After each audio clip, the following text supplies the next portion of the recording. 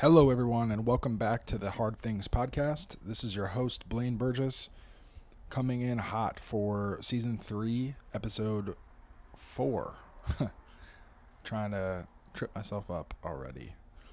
And I will say, season 3, episode 4, we're halfway through this third season now. Like I said last week, a little bit reinvigorated.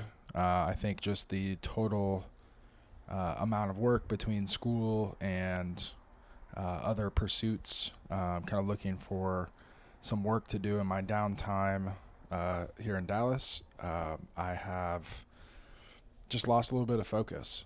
So glad to be kind of back on the path, slowly bringing episode submissions back to that Tuesday kind of midweek date.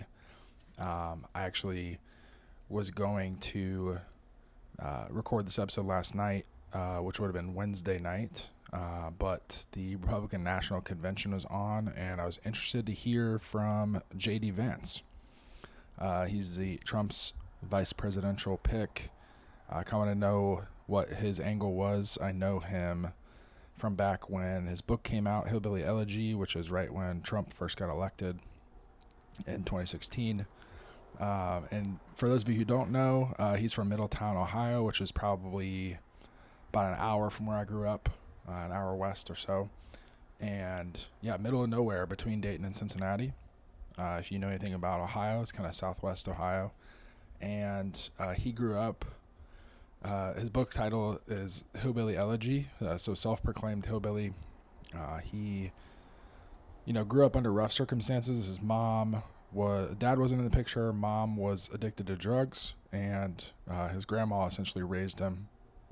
And it's kind of tough going out there in Ohio, kind of manufacturing towns. So that's where he's coming from politically, at least at one point, and hopefully still. That's his motive, is to help the folks of the Midwest kind of pivot into this new technological future where physical work is seemingly less and less valued and available.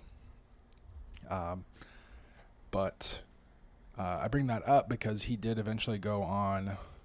He was in the Marines. He went to Ohio State for undergrad, and then he went to Yale for law school. As someone, I had it easier growing up than him for sure. Having both parents in the same house, and both my parents are still together to this day. But I just understand where he's coming from. Having grown up in Ohio and then going to an Ivy League school for undergrad, it's a pretty big jump. And to be honest, I don't know if I was mature enough already, but I just hopped in and kind of went all in. So his story is a little bit kindred to my own. There's a lot of crossover. So it's something I definitely appreciated, and I wanted to kind of check out his introduction to the Republican Party as the vice presidential candidate last night. Interesting to say the least. But I won't get too into political commentary, just a little offshoot and telling you what I've been up to, what's kind of interesting to me at the moment. Now it's Thursday, July 18th. Going to be recording this episode. And again, the next couple weeks, as we get closer to the end of the season, I'm going to bring it back to the normal cadence. I just, again, don't want to put too much on my plate because a month from now, I'll be right in the thick of final exams for this trimester. So we'll be good to go. Get everything squared away on that note and keep putting out the content, because I believe truly long-term consistency is the key.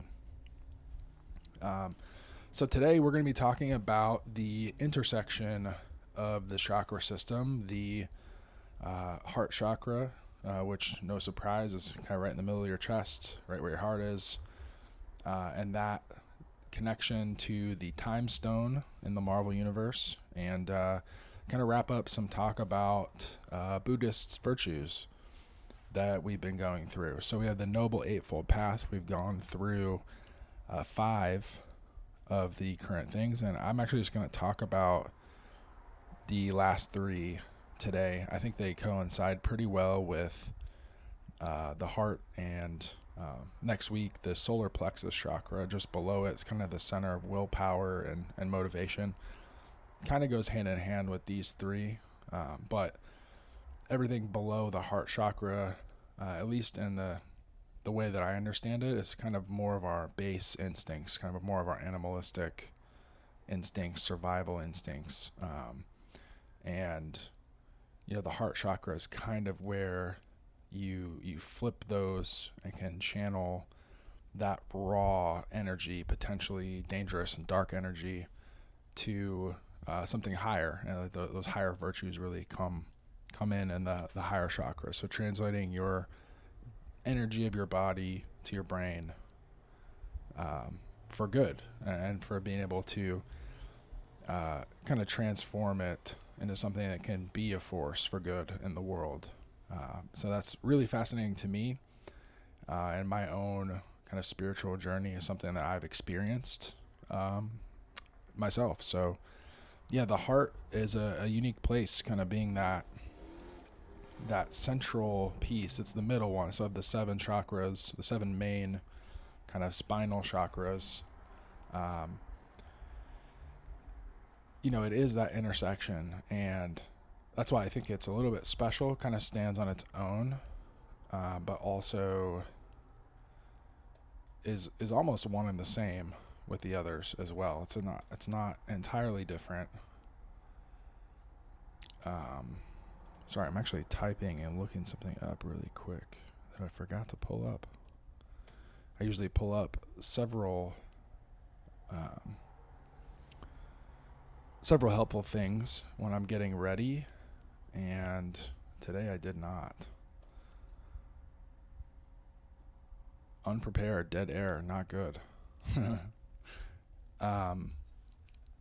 So yeah, today, like I said, we're going to hop into the last couple parts of the Noble Eightfold Path. So the first one today is going to be right effort. And generally what that is there are kind of unwholesome states that we find ourselves in. And again, oftentimes driven with those lower chakras, which lower chakras are not bad. Kind of raw survival, sexual, willpower, ego, energy is not bad. What ultimately is what keeps us surviving and keeps us procreating and creating the next generation. But when it's directed negatively or in an uncontrolled fashion, it really can spin out of control quickly if you're not, trying to at least control and direct that energy yourself consciously. They call this right effort kind of guarding the sense doors.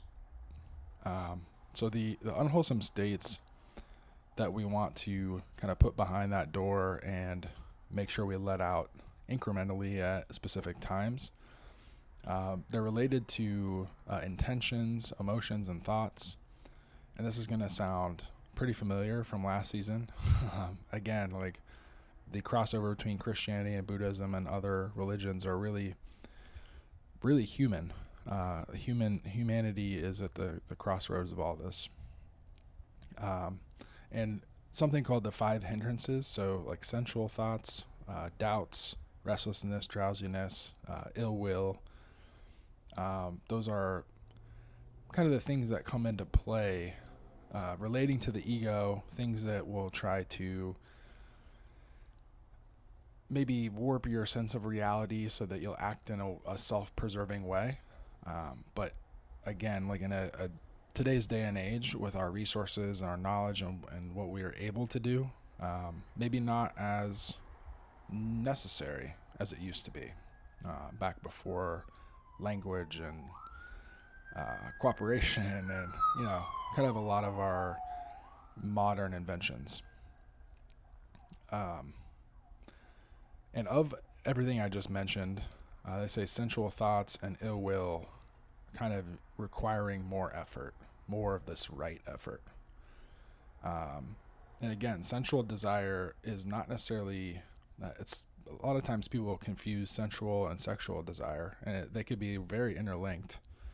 but it's mostly related to sight, sound, smells, taste, and touch. And if you go back to the 7 deadly sins, sexual gluttony is only one form of gluttony. There's also the food, there's, all kinds of things. So that's going to sound pretty familiar once again. But restraining the senses and, being mindful of our hatred or anger or resentment, it does take effort to overcome. And that effort, again, the word right doesn't mean like I'm right versus I'm wrong. Right is like the amount almost, is the way I understand it. So just being willing to, match that force, that force that comes up from deep inside of you, being able to kind of push that back. So again, the heart chakra being right in the middle of the chest, kind of pushing down on those raw kind of base survival energies coming up from the root chakra and below, which we're going to talk about in the next few weeks. And that rolls right into right mindfulness. So be able to put effort up against these forces inside you. You got to be able to understand when they come up and be able to know what they look like. They honestly, in my expression of my ego is very tricky. It likes to try to distract me in a lot of ways. This kind of part of myself, and then as I'm kind of pacified or distracted, it will generally take over. And so mindfulness is the way to really combat that. So you can have right effort, but without right mindfulness, kind of in lockstep with it, you're not going to be able to put that effort where it needs to go. So just understanding if it's your senses, where the distraction's coming from. If you're kind of overthinking, overthinking is one aspect of it. Lost my note.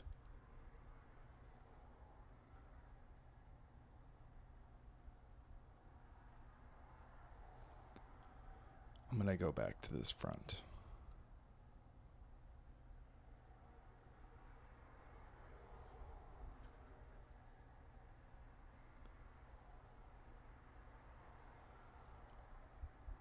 Okay, sorry. I lost my spot, but I found it again. And this has a lot. So right mindfulness has a lot to do with clinging. So a lot of not only our senses, but what our senses are perceiving. So that could be a loved one. That could be your food. That could be a house. And a lot of times, these different things that we have or do, they have this meaning in our head, and the meaning we oftentimes attach to our sense of self. Like we are this thing, like your profession or your family or whoever it is. And it's great to be that, but to be attached to it, knowing the transient nature of the world and life, knowing that people can leave you, a house can burn down, food may not be available, or specific foods, or maybe your work takes you to another state. You're no longer, affiliated with a certain state. Those are easy ways to kind of get lax in life and just settle into a routine and an identity. And it's not that, again, those things are not bad, and we need this. This kind of helps other people identify who we are and easily understand how to interact with us, but also clinging unnecessarily is not something that is helpful. So again, it's almost as like a restraint in a way. So being able to understand where to restrain, and then the right effort going in lockstep with it.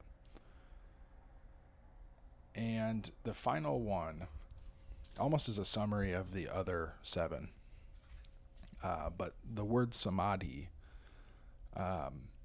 it means basically collect or bring together.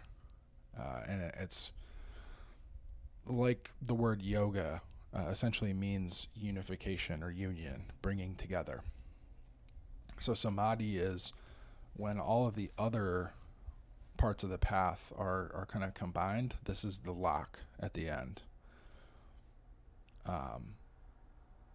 So kind of detaching from your senses, being able to meditate on something on a topic, but then also gain stillness of mind and make it empty. Almost meditating on emptiness and having it become empty, and then being able to dwell in the pleasure of being in your body, obviously without attachment, and in ultimately experiencing that, but being able to give it up. I think that's kind of the sign of a guru or someone who is spiritually enlightened is essentially to be able to experience the world, not be attached to it, to give it up at any moment, and be able to retract yourself internally inside your body, inside your mind, and experience pure equanimity, which is just, I think when times are tough, it's easy to get outraged, upset, think that you have to react. And the best thing you can do is actually pull yourself inside, realize that nothing has changed inside of me, even though outside circumstances may have changed. Kind of center yourself and then act from a place of balance rather than kind of an out of balance reaction. So that is right samadhi, unification, and ultimately is the goal. And I think in life, we can all get out of balance. So cultivating all of the things on the Eightfold Path, but especially those last three, the effort, the mindfulness, really go a long way towards that unification of mind. And ultimately being able to do that, and do so at will. So it's one thing to achieve it once and feel it, and then it goes away and things happen and you get out of balance again. To be able to bring yourself back is really the challenge, and what I found in my life to be the hardest thing to do. Like once you've experienced it, it is an excellent state of mind, and it is a way to really overcome a lot of the bad things that can happen in life. But ultimately, the challenge again is to bring yourself back. So I'm still in the process of figuring that out, but through this podcast, I hope to at least put some ideas out there for folks. And in the coming weeks, I'm going to talk about how the lower three chakras and their associated effects on our body, you can kind of use different substances, foods, processes like workouts. You can use breath work. You can use yoga. All these different things can affect the way that your glands and your lower chakras react. And it can put your body in a physical state where the mental state is easier to achieve. So very excited about this transition into the lower chakras. But before we get there next week, I want to talk about the heart chakra, the time stone, and kind of get into the more esoteric parts of this. So I'll start with the heart chakra. So every chakra, like I've mentioned in the past, has an associated gland. So the heart chakra is most associated with the thymus gland. It's a gland in the lymphatic system, and it's basically really important with your immunity, your immune system. It'll fight infection and really help keep you alive. So obviously very important. The recent COVID-19 pandemic, I think, challenged a lot of people's resilience and immunity, and folks who were struggling with the heart chakra, I think, ultimately see decreased thymus activation. Again, that's kind of shows how way we understand the emotions and the feelings of what's happening to us has a physical grounding in the body through that thymus gland. So boosting that with supplements and exercise and different things, definitely the things we eat as well, and the way we expose ourselves to the world, I think can get you to a place where you're not dependent on, so say in the COVID-19 pandemic, we couldn't figure out a vaccine solution at all, versus the ones that were kind of haphazardly thrown together. What would we have done? There's some kind of therapeutic solutions, but ultimately it's up to your body to make those antibodies and fight the virus on your behalf. So I won't get too much into the thymus gland, but it's good to think about. It's good to understand that it's important. And I guess I will say one thing. Oh no, I'm just kidding. My notes end there. Okay. But it's pretty easy to understand how, the concept of our heart and the thymus could be related. It is a feeling thing in your body. When you get sick, you do kind of just get this feeling of, oh, I'm sick. You feel lethargic. And again, back to the Noble Eightfold Path, talking about body feelings, right mindfulness and right effort. When you start to feel sluggish, it just doesn't feel good.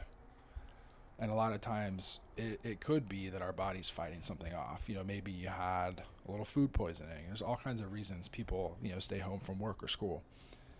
And I think that's very common. And I don't know about you, but when I was a kid, a lot of times if I was, maybe my heart wasn't into things at school, you'd kind of fake an illness. And I could almost, I swear I could almost, physically fake it too. Like I could get enough of a symptom that it was believable. Like I'd have a little runny nose or something that I didn't have, without the fact that I just didn't want to go to school for whatever reason. And we go to the doctor and I'd get the same, sinusitis diagnosis. And, I just genuinely was bored at school and didn't want to be there. And, my body kind of coalesced with my plans and my plot.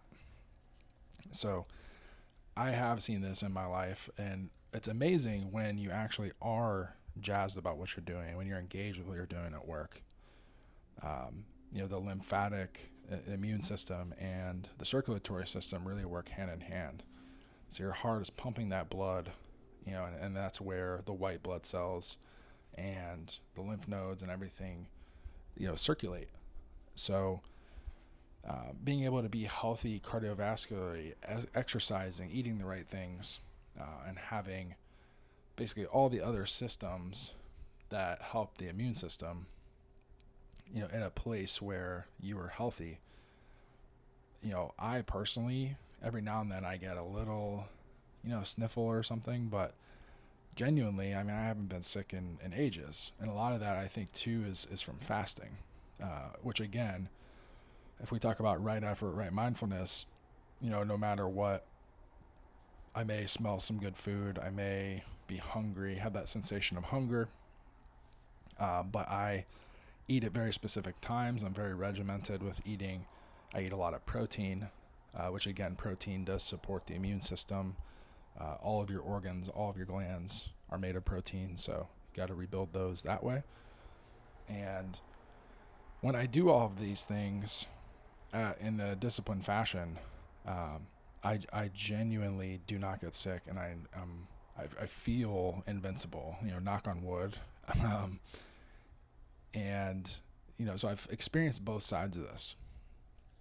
And it's not to say that if you don't love your job but you need it to support your family, you just like, hey, I gotta get my heart chakra balance. I need to quit my job. Like no, there's ways to overcome a situation. And again, using your heart to feel love for something. Like if you're working to put food on the table for your family, that's a huge motivation, and you'll be surprised what you can overcome with that as your kind of main driver. So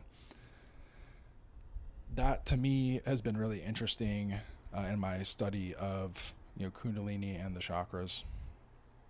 So to bring it back to the Marvel universe, we've all heard the phrase "time is love." I think for me, that's how I show love, is just giving time and attention to people and things that I love. And Marvel is no different. So it's the time stone. It's the green stone that lives or has lived in the what's called the Eye of Agamotto. That's a Doctor Strange universe item that he basically wears as a necklace. And funny enough, that eye sits right in the center of his chest. So kind of another center of intuition, so to speak.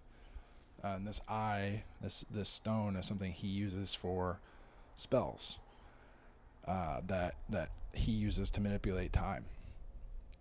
And in the first Doctor Strange movie, he uses this to basically create a loop where the enemy, the kind of evil, overlord guy is demoralized. He's trapped in the loop, and it's like, we're just trapped in here together. We're going to do this forever until you give up. And I think that was a pretty genius solution, using the stone. With the stone, too, his mentor, saw him coming, knew he was coming for ages, kind of knew what was going to happen. And that's the funny thing about intuition, is it's not something that a lot of people trust, because it's not based in fact. And facts are great. Scientific studies are great. But there's a lot of stuff out there that is really unexplained by science. So when it comes to myself, I do kind of have more of a scientific mind. I like to back things up with studies. I like to think about how I would go about proving something or proving something wrong, and creating a breadth of evidence to support something. But at the end of the day, there are just certain things in life that are genuinely unexplainable, and some of this just requires some faith. I think that's where a lot of spirituality comes into play. And for a long time, I definitely abandoned faith and spirituality, and was using my rational mind to kind of understand the world, and it got me really, really far. I mean, it got me to the point where I earned a Harvard degree, but I also found my life to be really robotic. And when it came time to get my first job, I didn't really want to follow the structure that was set before me. I had a poli-sci background in college, and there's a lot of different things I could do. The Office of Career Services can put you in front of a lot of people. I could go work for people in government anywhere. I could work for a think tank. I could work, all these different places. And at the end of the day, it's just not what I wanted to do. I love fitness, and ended up working for Rogue Fitness, kind of in a sales and customer service role, which coming out of Harvard is just strange. But it led me on this super, super wild path that I'm on today. That eventually got me to chiropractic. So right out of college, I'd say it was the first time I genuinely started using my intuition rather than doing what was logical. And I would say I fought it a lot too. So when I first started using it, I definitely didn't trust it. And that led to a loss of time. If I look back at my life and all of the lost time, it's just instances where I didn't follow my intuition and I wasn't using that properly. And it's not to say that you should just live your life on intuition. Like, no, you have to use logic as well. But the balance of the two will lead you on the most direct path to where you need to go. So I'm grateful that now I'm going on 34, coming up in November, and I'm still going to have 30, 40 years to do what I'm meant to do in life. And I realize that some people too never get there. But I do think, had I used my intuition a little bit more, had I not been trying to replay some early failures in life and ignoring my intuition because of it, I think I could have got to where I am a little bit faster.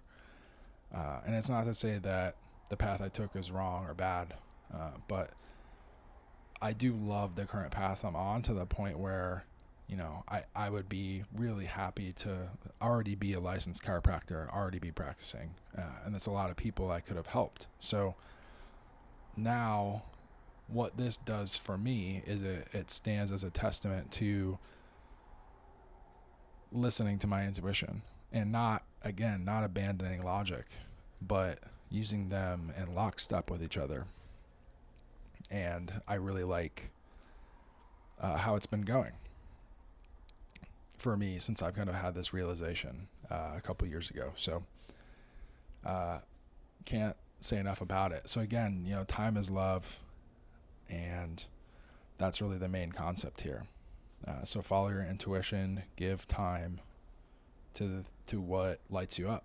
If you are doing something and you just love it to death, figure out a way to keep doing it, even if it's just one day a week. Keep on keeping on. So to bring it back to the Marvel Universe and Doctor Strange, at the point in the Infinity Saga where Thanos comes back into play, our big bad, he had collected every stone that we'll talk about in these 7 episodes of this season. And he just needed one more. It was the Mind Stone, which is kind of the topic of next week. And he had just gotten the Time Stone from Doctor Strange, who Doctor Strange is not supposed to give up the Time Stone at all. It's something that he's supposed to use to protect, the universe. And it's powerful enough that he can do the time loop, or like different tricks that he would never technically have to give it up. So in this case, he used the Time Stone to look at all of the potential futures of the multiverse and realized there's only one way that they were going to get through it all, and it was to give Thanos the Time Stone willingly. So he did it, and that's a major sacrifice. I mean, imagine it's like, hey, you have one job, and then you're gonna definitely fail it. And to fail at his job, but also leave the opportunity for a win later. Obviously, it helps when you're that powerful and you actually know the outcome. But I don't know that it was 100% guaranteed, anyways. When he did give it up, but he was hopeful, and he kind of knew. He knew what he had to do to set them on that path. So, giving it to Thanos, he was able to reverse the destruction of the Mind Stone and actually complete the set, snap his fingers, and delete half of the population of the universe. Which, as a solution for overpopulation, is very kind of efficient. But also very terrible, like mass genocide. You can't forget what that actually is. So,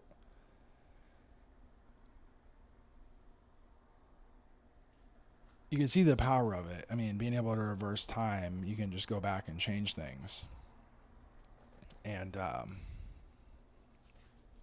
I think that's why not only is it the intersection of the chakras in the middle of the body, but I think for me, if I'm ever feeling out of touch, I just come back to that center. What's in my heart right now? What am I feeling? That mindfulness. Am I feeling upset? How is my intention? And you'll realize pretty quickly if your intentions are off. And then you just got to deal with it. You got to sit with it, think about it, and then eventually let it go. You can't, unless you, again, like right mindfulness, right effort, identify what's happening to you, and then get that shit out. Like whatever you're doing physically, yoga or whatever, just move your body and, get over it. if you don't get over it, it's going to eat you up. You're going to get sick. You're going to have all these, thymus issues. And it's not good. And we can't physically turn back time. We can't look ahead into the future like they do in the movie. But you can tap into that intuition. And again, intuition is not infallible. If you were supposed to use logic and you use intuition, or selfish motive kind of slides its way in, like I said, my ego is very tricky, so it'll try to show up as intuition. So knowing when it's doing that, it's trying to trick you into the wrong move.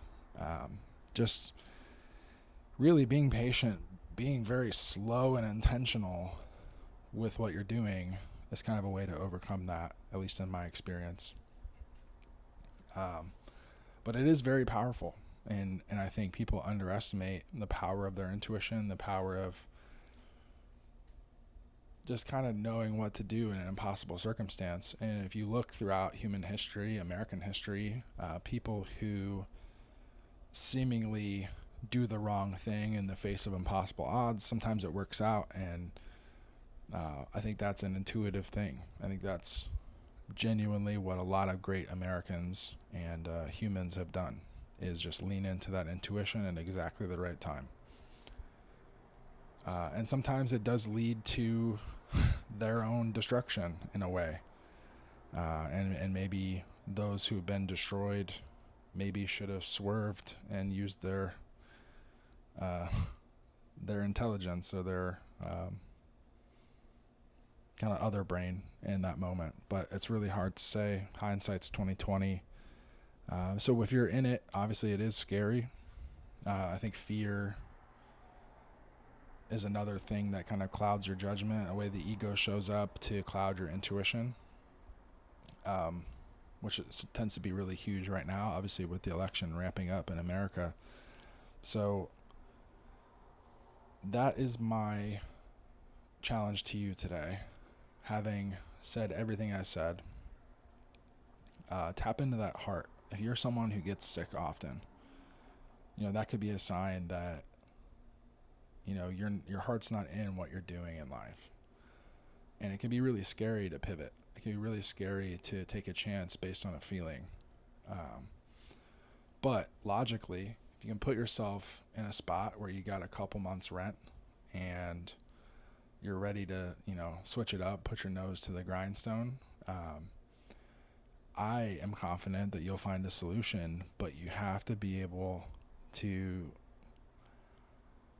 be still in the midst of kind of unknowing. And for me, the last 6 months, there's been a lot of things that are unknown. I've taken a lot of steps not knowing for sure if I'd be able to catch myself. I had a pretty good idea. I had good intuition, and there was a path. But the path to getting down to Dallas to chiropractic school wasn't the smoothest. And in those kind of turbulent times, I just leaned into the uncomfortability, and I knew at the end of the day, at least I was making the choice that I was jazzed about. If nothing else, I was excited about it. I was ready. I had the energy to put in, and that's really the thing. So if you're healthy and you have high energy, when problems come up, you can go solve them. So that's really, I think, in a nutshell, what the heart chakra does. You distribute your time and energy, and it really is self-generating. So if you're doing something that you really love, you're going to get to a point where life is just rolling, and intuition comes up, new information comes up, and you can use it to make the best choice possible. It's not possible to not make any mistakes. So far as I know, no humans are infallible, but if you make the choice, the right choice more often than not, you're going to really like how it plays out. So I hope this episode helped today. Again, we're halfway through this season. We're going to get into the lower chakras in the next 3 weeks. I'm going on a little road trip this weekend, so send me some good vibes for the travel, and I will see you next week. Goodbye.